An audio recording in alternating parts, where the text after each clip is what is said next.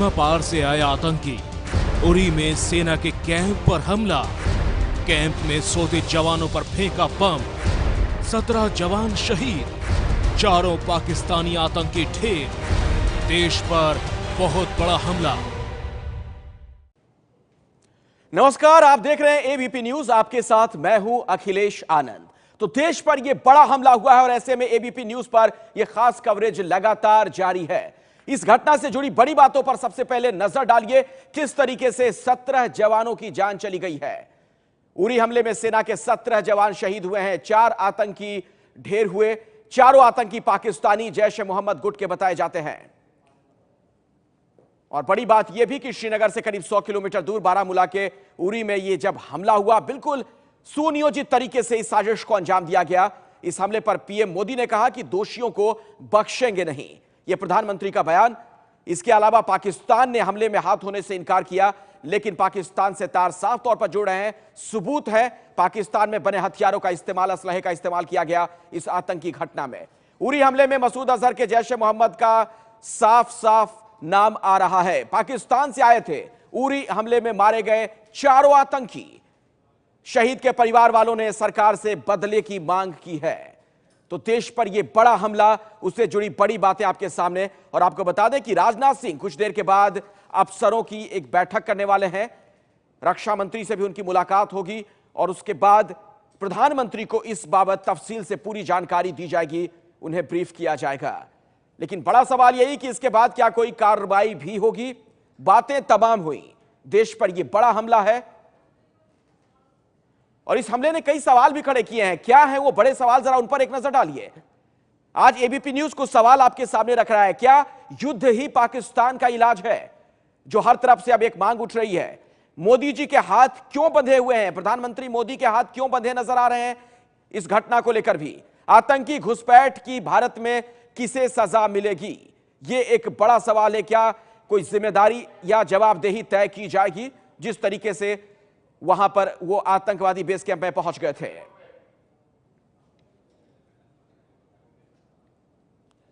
और इन तमाम सवालों पर हम चर्चा भी करेंगे, हमारे साथ कई मेहमान भी जुड़ेंगे। और क्या युद्ध ही पाकिस्तान का इलाज है, यह एक बड़ा सवाल है। बीजेपी से मेरे साथ संबित पात्रा जुड़ चुके हैं, भारतीय जनता पार्टी के राष्ट्रीय प्रवक्ता हैं आप। संबित, क्या युद्ध ही पाकिस्तान का इलाज है? देखिए, पार्टी के प्रवक्ता के नाते किस प्रकार का स्ट्रैटेजी सरकार अपनाती है, इस पर मैं अभी मीटिंग जब चल रही है, आप खुद बता रहे हैं राजनाथ जी के घर पे, उससे पहले मैं टिप्पणी करूं ये उचित नहीं होगा। मगर ये एक मॉडर्न दुनिया है, युद्ध ही एक इलाज हो ऐसा नहीं है। कहा जाता है कि there are number of measures which just fall short of a war. बहुत सारे ऐसे मेजर्स हो सकते हैं आज के इस आधुनिक दुनिया में, जिसमें कि आप पाकिस्तान को ऐसी जवाब दे सकते हैं जो कि बहुत कड़ा जवाब हो और वो युद्ध भी ना कहलाए। तो स्वाभाविक रूप से ये हमें देखना पड़ेगा, क्योंकि खुद नहीं, लेकिन ये कड़ा जवाब होगा क्या संबित पात्रा जी? बड़ा सवाल ये है, क्या एक्शन मोड में वाकई आप हैं? बड़ी बड़ी बातें तमाम होती रही, चुनाव के पहले भी, उसके बाद भी, लेकिन इलाज क्या है पाकिस्तान का फिर? क्योंकि अब तो शहीद के परिवार वाले भी मांग कर रहे हैं कि बदला लिया जाए। नहीं अखिलेश जी, आप ठीक बोल रहे हैं। और ये केवल शहीद के परिवार ही नहीं, जिनको तो हम शत शत नमन करते हैं, उनके दिल पर क्या गुजर रहा होगा ये तो हम समझ पाते हैं। आज प्रत्येक हिंदुस्तानी ये मांग कर रहा है कि नहीं, अब कुछ करना होगा और इस प्रकार से हम पाकिस्तान को अपने देश के अंदर आतंक फैलाने नहीं दे सकते हैं। और खुद प्रधानमंत्री श्री नरेंद्र मोदी जी ने भी जिस प्रकार से अपने वक्तव्य को कल रखा है कि बिल्कुल आप निश्चिंत रहिए कि ये अनपनिश्ड नहीं जाएंगे, दोषियों को छोड़ा नहीं जाएगा, बख्शा नहीं जाएगा। मुझे लगता है हमें अपने प्रधानमंत्री के इन विषयों को बहुत गंभीरता से लेनी चाहिए। और आप बिल्कुल विश्वास रखिए, इस बार आप देखिएगा कि पाकिस्तान को जवाब पाकिस्तान से लिया जाएगा और पाकिस्तान को उन्हीं के भाषा में जवाब दी जाएगी। एमएस बिट्टा भी मेरे साथ इस वक्त जुड़ चुके हैं। अब मैं उनसे एक सवाल पूछ लेता हूं। एमएस बिट्टा साहब, आप all India anti terrorist front के चेयरमैन भी हैं। बिट्टा साहब, पाकिस्तान का क्या इलाज है? एक जो बार बार हर तरफ से मांग उठ रही है कि युद्ध हो, युद्ध क्या वाकई कोई इलाज है? मिल गया सरकार। हाँ बिट्टा जी, क्या आप मुझे सुन पा रहे हैं? शायद मेरी आवाज उन तक नहीं जा रही है। दोबारा आवाज कम आ रही है। अच्छा, क्या आप मुझे सुन पाए? मेरा सवाल सुन पा रहे हैं बिट्टा साहब? हेलो हाँ सर, आवाज नहीं आ रहा सरकार। ठीक है, मैं थोड़ी देर के बाद आता हूं बेटा साहब आपके पास, शायद कुछ दिक्कत है, वो हम तकनीकी खामी दूर कर लेते हैं तब तक। लेकिन संबित पात्रा जी, सवाल मेरा यह भी है, चूंकि हर किसी को याद है जब देश में चुनाव होने थे, पिछली लोकसभा की मैं बात कर रहा हूं, तो प्रधानमंत्री मोदी बार बार यह कहा करते थे कि आखिर दिक्कत कहां पर है। वो ये बार बार कहते थे कि दिक्कत सरहद पर नहीं, दिल्ली में दिक्कत है। अब तो दिल्ली में आप ही लोग हैं, क्यों इस तरह की घटनाएं बार बार हो रही हैं जम्मू कश्मीर में? नहीं, बिल्कुल आप ठीक कह रहे हैं, मगर देखिए चुनाव के पश्चात जब से हमारी सरकार आई है, इस सरकार, मैं इसको पूरा राजनीतिक पटल पे नहीं ले जाना चाहता हूं, क्योंकि आपका सवाल एक तरह से राजनीतिक रहा है, इसलिए मैं जवाब दे रहा हूं। अब देखिए, एक रिएक्टिव अप्रोच से एक प्रोएक्टिव अप्रोच की और हिंदुस्तान की सरकार बढ़ी है। और बालूचिस्तान के विषय में जिस प्रकार से प्रधानमंत्री ने वक्तव्य दिया, पीएको के लेकर जिस प्रकार से राजनाथ जी ने और प्रधानमंत्री ने वक्तव्य दिया, स्वाभाविक रूप से पाकिस्तान बैकफुट पे तो गया है। मगर हां, अब जिस प्रकार प्रधानमंत्री ने कहा है कि जो लोग इस प्रकार के आतंकवादी गतिविधियों को अंजाम दे रहे हैं उनको बख्शा नहीं जाएगा, इससे इस बात की तरफ वो इंगित करते हैं, इशारा करते हैं कि बहुत कड़े कदम उठाए जाएंगे। थोड़े धैर्य के साथ हमें इंतजार करना पड़ेगा कि जो मीटिंग आज चल रही है उससे क्या नतीजा निकलता है। प्रधानमंत्री को भी उस पर ब्रीफ किया जाएगा। और मैं बिल्कुल आपको कहता हूं कि ना केवल ये सरकार की नीयत है, ये पूरे भारतवर्ष के एक एक बच्चे की आज मंशा है कि किसी भी कीमत पर जो हमारे 17 जवान शहीद हुए हैं उनके शहादत का बदला, उनके शहादत के बदला किसी भी कीमत पे लिया जाए। और मैं देश को आपके चैनल के माध्यम से आश्वस्त करना चाहता हूं कि हमें अपने प्रधानमंत्री के एक एक शब्द पर विश्वास करना चाहिए। चलिए, कर्नल तेज टीकू भी मेरे साथ जुड़ चुके हैं, डिफेंस एक्सपर्ट है आप। तेज टीकू साहब, वही सवाल जो मैं संबित पात्रा से पूछ रहा था, मैं बिट्टा साहब से भी ये सवाल पूछना चाह रहा था, हालांकि उनसे बात नहीं हो पाई। क्या युद्ध पाकिस्तान का इलाज है? देखिए, मैं आपको एक चीज बताना चाहता हूं, युद्ध होगा या नहीं होगा और वो इलाज है या नहीं इलाज है, ये फैसला पाकिस्तान करना चाहिए। क्योंकि भारत को जो कार्रवाई करनी है, अगर उसके बाद युद्ध छिड़ जाता है तो भारत को उस चीज़ के लिए तैयार होना चाहिए। ये एक समय आ गया है, पिछले 70 साल से इंडिपेंडेंस के बाद से कश्मीर में और फिर इंटरनेशनल बॉर्डर के पास भी पाकिस्तान ने हमेशा अपने जो नॉन स्टेट एक्टर्स जिनको वो कहलाता है, एक्चुअली तो मेरी नज़र में वो सब स्टेट एक्टर्स हैं, उनको भेजकर हमारे ऊपर उसने काफ़ी क्षति पहुंचाई है। और इंडिया ने हमेशा अपने हाथ पांव बंद करके रखे हैं। 99 में करगिल हुआ, शिमला एग्रीमेंट में हुआ, या 71 वॉर में जब हमारे पास उनके 6 डिवीज़न थे और हमने तब भी वेस्टर्न पाकिस्तान पर कोई कार्रवाई नहीं करी, जब हमारे पास पूरा मौका था पाकिस्तान को तोड़ने का, लेकिन हमने वो कार्रवाई नहीं करी। और ये एक वजह है जिससे हमारा आजकल बहुत नुकसान हो रहा है। अब ऐसा समय आ गया है कि हिंदुस्तान को पूरा डिप्लोमेटिक लेवल पर और मिलिट्री लेवल पर ऐसी कुछ कार्रवाई करनी चाहिए जिससे ये कम से कम क्रॉस बॉर्डर और क्रॉस एलओसी टेरर जो है ये बिल्कुल ख़त्म हो जाए। और उसके बाद अगर पाकिस्तान युद्ध लड़ना चाहता है तो लड़े, भारत तो हमेशा तैयार है इस बात के लिए, लेकिन ये फैसला गवर्नमेंट ने करना पड़ेगा। क्योंकि आप अगर इंडिया के इस साइड में बैठकर, एलओसी के इस साइड में बैठकर आपके घर में कोई घुसकर आपको मार रहा है, क्षति तो हमेशा आपकी होगी, क्योंकि उनको बिल्कुल तो आप सही कह रहे हैं कि सरहद पर उन जवानों की जान नहीं गई है। देश के अंदर ये आतंकवादी दाखिल होते हैं और आर्मी के मुख्यालय में वहां पर पहुंच जाते हैं उरी में, और उसके बाद हमारे 17 जवानों की इस तरीके से जान ले लेते हैं। प्रियंका चतुर्वेदी मेरे साथ जुड़ चुकी हैं, कांग्रेस की प्रवक्ता हैं आप। प्रियंका जी, अब ऐसे में सवाल यही कि इलाज क्या है आखिर फिर पाकिस्तान का, सरकार क्या करे? इस पे पहले तो मैं बहुत स्पष्ट शब्दों में कह दूं, इस पे हम राजनीति नहीं करना चाहते हैं, पर हाँ इस समय पे हम चाहेंगे कि हमारी जो सरकार है, भारतीय जनता पार्टी की सरकार है, उन्होंने कुछ बातें कही थी 2014 में, पठानकोट के पश्चात भी बहुत सारी बातें हुई थी, गुरदासपुर के अटैक के बाद भी बहुत सारी बातें हुई थी। अब कोई ठोस कदम, मैं संबित जी को सुन रही थी, मैं आज उस पर कुछ कमेंट नहीं करना चाहूंगी, क्योंकि आज हमारे सामने जो हुआ है, घटना हुई है, उसका मैं चाहूंगी कि निंदा के सिवा कुछ कड़ी से कड़ी कार्रवाई की जाए। और कड़ी से कड़ी कार्रवाई में मैं सबसे पहले वॉर, जैसे सभी कह रहे हैं, एक लास्ट ऑप्शन होता है। हमारे पास ऑप्शंस क्या हैं? इमीडिएट ऑप्शंस हमारे पास ये हैं कि हम अपना पूरा कॉन्सुलेट वहां पे बंद कर दें, हम उनको अपने डिप्लोमेट्स को रिकॉल कर लें, इनके जो हाई कमिश्नर हैं उनको एटलीस्ट समन कर उनको बताएं किस तरीके से एक्शनेबल इंटेलिजेंस जो हम बात करते हैं वो उनको बताएं किस तरीके से पाकिस्तान का इसमें हाथ था। हम इनको मोस्ट फेवर्ड नेशन हमने देकर रखा है, हम उसको विड्रॉ कर लें।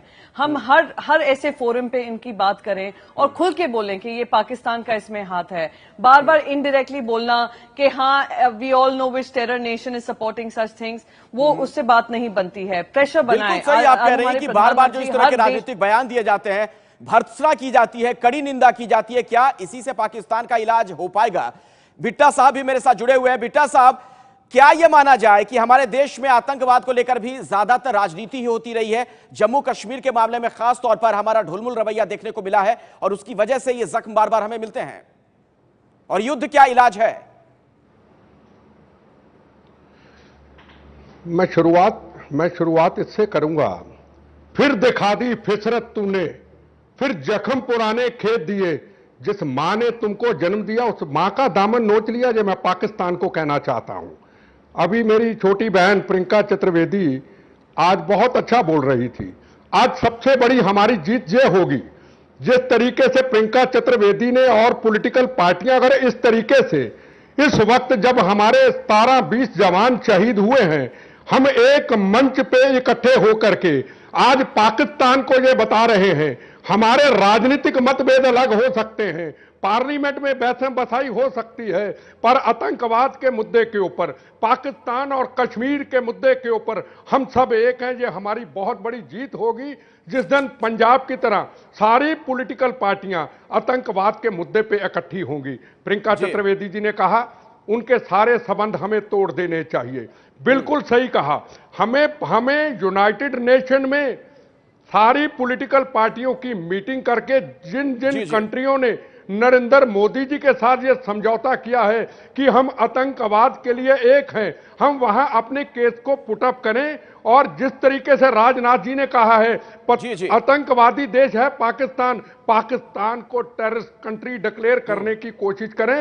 ये हमें आज अपने हिंदुस्तान से शुरुआत करके पॉलिटिकल पार्टियों से सारी इसके ऊपर विचार करके पाकिस्तान बिल्कुल विचार करना चाहिए। लेकिन एक बड़ा सवाल यह भी है कि कहीं इस मामले में, कार्रवाई करने के मामले में प्रधानमंत्री मोदी के हाथ बंधे हुए तो नहीं नजर आ रहे हैं? जो एक बड़ा सवाल है, मोदी जी के हाथ क्या बंधे हुए हैं? इस पर भी हम बात करेंगे एक छोटे से ब्रेक के बाद। देखते रहिए एबीपी न्यूज। सीमा पार से आया आतंकी, उरी में सेना के कैंप पर हमला, कैंप में सोते जवानों पर फेंका बम, 17 जवान शहीद, चारों पाकिस्तानी आतंकी ढेर, देश पर बहुत बड़ा हमला। जी हां, देश पर बहुत बड़ा हमला हुआ है और ऐसे में एबीपी न्यूज पर यह खास कवरेज लगातार जारी है। कुछ सवाल भी हम पूछ रहे हैं जिनके इर्द गिर्द राजनीतिक दलों के नुमाइंदों से भी हम जवाब ले रहे हैं। संयुक्त राष्ट्र महासभा में यह उरी का मामला उठेगा। एक ताजा जानकारी इस बीच जो मिल रही है वो आपको बता दें। विदेश मंत्री सुषमा स्वराज ये उठाएंगी मुद्दा, यह जानकारी निकलकर सामने आ रही है। पाकिस्तान की भूमिका पर सवाल खड़े किए जाएंगे। लेकिन जो हमारा सवाल है उस पर जरा एक नजर डालिए। जो सवाल आज हम पूछ रहे हैं इस देश में जो राजनीतिक जमात है उससे भी, और सवाल एक बड़ा यह कि क्या प्रधानमंत्री मोदी के हाथ बंधे हुए हैं इस पूरे मामले में कड़ी कार्रवाई को लेकर? संबित पात्रा जी, आप ही से इसका जवाब चाहूंगा। चुनाव से पहले जो तीखे तेवर आप लोगों के नजर आते थे और खासतौर पर सबको याद है एक सर के बदले 10 सर वाला वो बयान, अब क्या हो गया? बिल्कुल ऐसी बात नहीं है। जो तेवर चुनाव से पहले थे वही चुनाव के बाद भी वही तेवर है। मैंने आपको कहा, देखिए यहां सब लोग मौजूद हैं, कोई भी राजनीति नहीं चाहता है। क्योंकि आपने पॉइंटेड क्वेश्चन पूछा है, मैं उसको लॉजिकली उत्तर दे रहा हूं।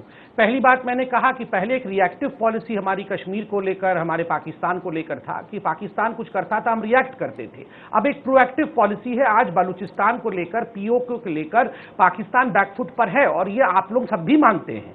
दूसरी बात है कि जहां तक क्या हमें पहले युद्ध करना चाहिए, ठीक है, ये एक ऑप्शन जरूर हो सकता है जिसको अंतिम ऑप्शन कहते हैं। मगर याद रखिए इंडिया की पॉलिसी है कि हम पहले युद्ध नहीं आरंभ करते हैं, मगर जब गोली वहां से आती है तो जवाब गोले से दिया जाता है, फिर गोली नहीं। प्रियंका, तो क्या आपको हमारे जवानों के प्रोएक्टिव नजर आ रही है सरकार जो संबित पात्रा दावा कर रहे हैं? नहीं, मैं क्योंकि आपने मुझसे ये सवाल पूछा है, मैं बहुत स्पष्ट तरीके से कहना चाहूंगी, कहीं से प्रोएक्टिव इस सरकार की कोई भी नीतियां नहीं लगी हैं।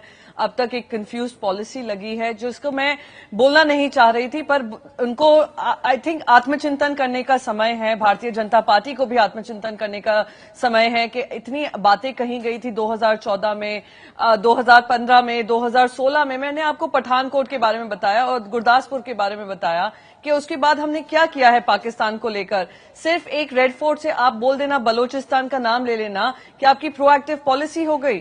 तो ये समझना बहुत जरूरी है कि आप उनको किस तरीके से कड़ा संदेश देना चाह रहे हैं। हमारे प्रधानमंत्री वहां पे अनशेड्यूल्ड विजिट करते हैं, फिर उसके बाद हमें पठानकोट मिलता है। तो ये सोचना बहुत जरूरी है और ये बहुत गंभीर विषय है, क्योंकि आज हमारे 17 जवान शहीद हुए हैं, पठानकोट में 7 जवान हुए थे। लेकिन एक बड़ा सवाल ये भी है बिट्टा साहब को, अब मैं बहस में लाना चाहूंगा प्रियंका। बिट्टा साहब देखिए, एक सवाल ये भी है, हम पाकिस्तान के छक्के छुड़ा देंगे, दांत खट्टे कर देंगे, ये तमाम बातें, ये बयानबाजी का दौर चलता रहा है, चलता रहेगा, सरकारें जो भी हो। लेकिन क्या हम अपने यहां सुरक्षा को और ज्यादा मुस्तैद नहीं कर सकते हैं? आर्मी के बेस कैंप में दहशतगर्द दाखिल हो जाते हैं, 17 जवानों की जान ले लेते हैं।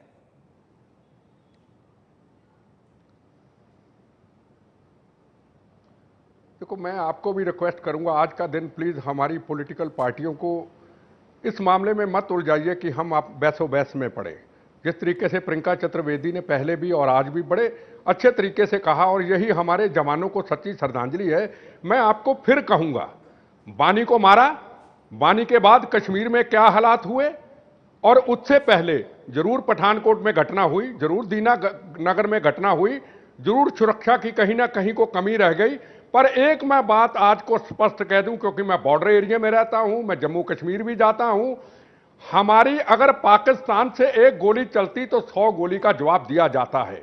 अगर पाकिस्तान की तरफ से घुसपैठ कर करके गलत तरीके से हमारे ऊपर हमला होता है, हमारी पीठ पे वार होता है, तो उसमें हम कुछ कह नहीं सकते। मैं एक बात बार बार कहूंगा कि पंजाब के अंदर गवर्नर रूल 10 साल रहा, गोली का जवाब गोली दिया गया, हमने आतंकवादियों से कोई बातचीत नहीं की। पिछले समय में क्या हुआ, हमारे दिल्ली से डेलीगेशन आए, अलगवादियों के नेताओं को मिलने गए, उनका हौसला बढ़ा, उन्होंने बेइज्जत करके वापस भेजा। क्या जरूरत है उनसे बातचीत करने की? बिल्कुल, क्या जरूरत है बातचीत करने की? और ऐसे में जो एक और बड़ा सवाल है, उस पर भी नजर डालिए। आज इस बहस में जो हम एक और सवाल खड़ा कर रहे हैं वो ये है कि आतंकी घुसपैठ की भारत में किसे सजा मिलेगी? डिफेंस एक्सपर्ट तेज टिक्कू साहब हमारे साथ जुड़े हुए हैं। क्या टिक्कू साहब, आपको नहीं लगता कि जवाबदेही तय होनी चाहिए इस मामले में?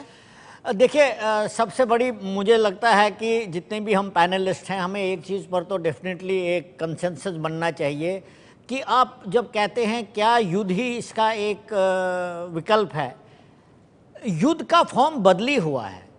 कन्वेंशनल वॉर आजकल बहुत कम लड़ी जाती है, और आजकल के जो वॉर्स हैं जिसको हमने इंडिया में ही पिछले 27 साल से, जब से कश्मीर में इंसर्जेंसी शुरू हुई, इसको प्रॉक्सी वॉर बोलते हैं। और ये प्रॉक्सी वॉर तो 27 साल से चल रही है। ये अलग बात है कि हमने प्रोएक्टिव होकर इस प्रॉक्सी वॉर का कभी जवाब दिया ही नहीं, क्योंकि अगर आप देखेंगे नहीं, लेकिन टिक्कू साहब सवाल मेरा यह है, पठानकोट में इस तरह की घटना सामने आई, अब यहां पर उरी में, क्या भारत में भी जवाबदेही नहीं तय होनी चाहिए? बिल्कुल होनी चाहिए, अभी तक हुई होनी चाहिए थी इस बात पर, क्योंकि आपके पास, आपने खुद ही बोला है कि हमारे पास पूरी इंटेलिजेंस है कि लश्कर तोयबा के कैंप मुरीद के में है, पीओ के में है, जैश के कैंप उनको पता है, सब इंफॉर्मेशन है। तो आप जाकर उन पर हर एक कार्रवाई कर, कमांडो रेड कर सकते हैं। संबित पात्रा 20 सेकंड में इसका जवाब देना चाहेंगे, वक्त नहीं है। संबित पात्रा जी, बिल्कुल छोटा सा जवाब।